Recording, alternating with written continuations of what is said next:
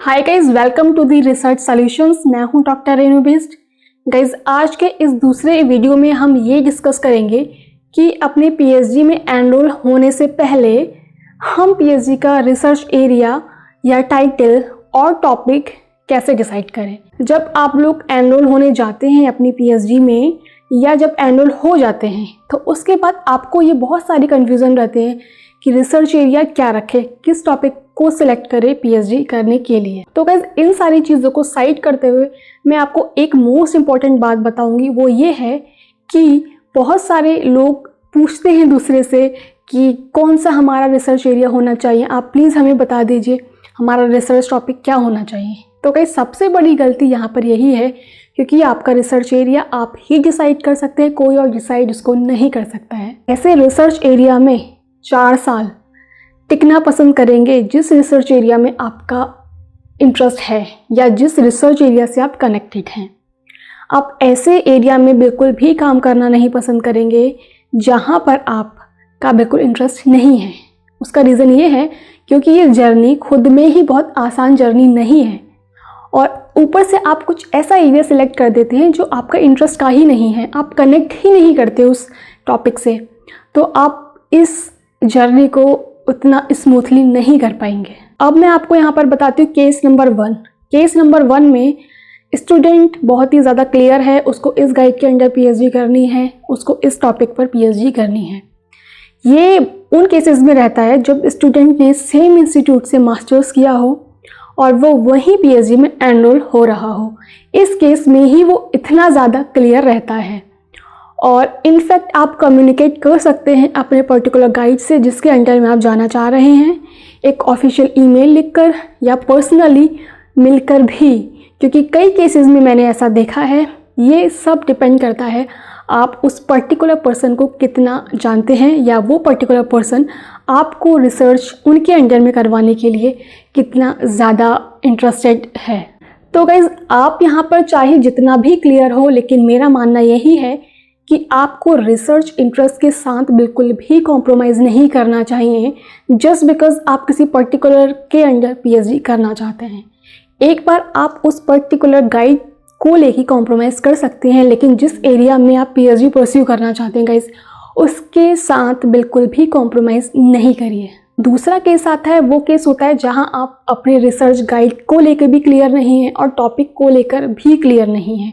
ऐसा उन केसेस में होता है जब आपने मास्टर्स कहीं और से किया हो और आप पीएचडी परस्यू कहीं और करने जा रहे हो। तो गाइस, ऐसे केसेस में क्या होता है, आपको एनरोल होने से पहले या उसके बाद कुछ ऐसे रिसर्च टॉपिक आपको दिखाए जाते हैं। अगर वो रिसर्च टॉपिक आपके इंटरेस्ट से मैच करते हैं, एग्जैक्ट मैच ना सही, अगर नियर बाई भी मैच करते हैं कि आपने कभी अपने बैचलर्स में मास्टर्स में उन चीज़ों को पढ़ा हो, तो आपको वो ज़रूर ऑप्ट करने चाहिए। बट अगर केस ऐसा है कि वो एकदम ऑपोजिट हैं, एक तो आपके इंटरेस्ट के और आपके फंडामेंटल के, तो गाइज़, तो उस चीज़ों के लिए आपको बिल्कुल भी नहीं जाना चाहिए, क्योंकि उस समय केवल आपको ये लगता है कि आपको कैसे ही जंप करना है पीएचडी में, कैसे ही एडमिशन लेना है। लेकिन गाइज़, ये प्रॉब्लम बाद में बहुत बड़ी हो जाती हैं जब आपको ये समझ में नहीं आ रहा होता है इस सिचुएशन में हम आगे बढ़े या पीछे जाएं। इस केस में भी मैं सेम बोलूँगी कि आप अपने रिसर्च इंटरेस्ट के साथ बिल्कुल भी कॉम्प्रोमाइज़ नहीं करें।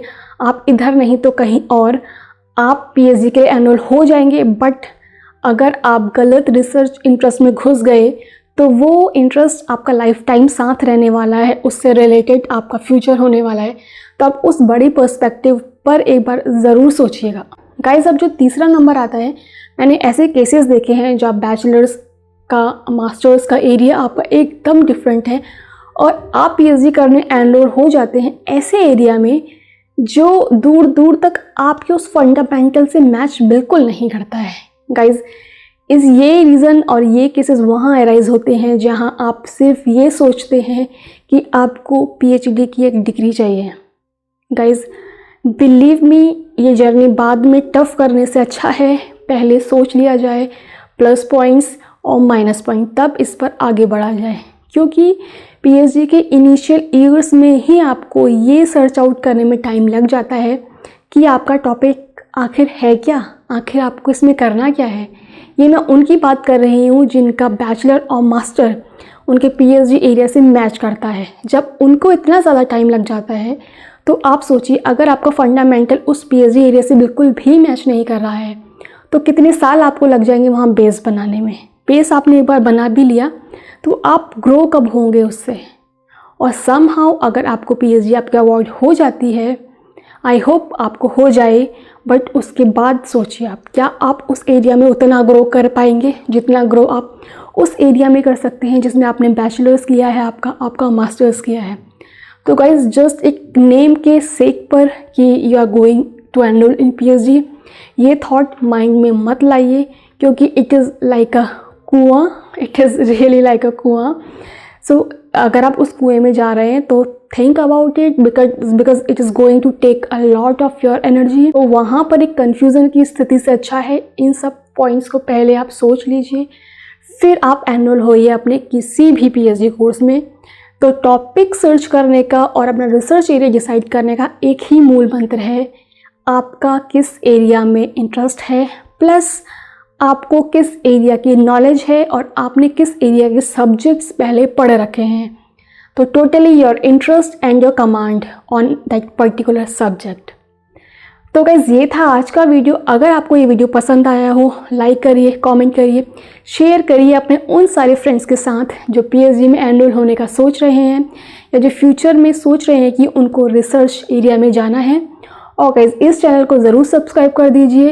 ये मेरी ईमेल आईडी है, आप अपने क्वेश्चंस और क्वेरी इस ईमेल आईडी पर लिख सकते हैं। इस वीडियो के नीचे कमेंट करके ज़रूर बताइएगा कि आपको ये वीडियो कितना ज़्यादा हेल्पफुल हो रहे हैं और आप किस तरह के वीडियो और कैसे इन्फॉर्मेशंस चाहते हैं कि मैं इस चैनल पर लाऊं। So guys take care, bye bye. अगर आप मेरे बारे में और जानना चाहते हैं तो आप रिसर्चगेट और गूगल स्कॉलर पर मेरे से कनेक्ट हो सकते हैं। Thank you so much.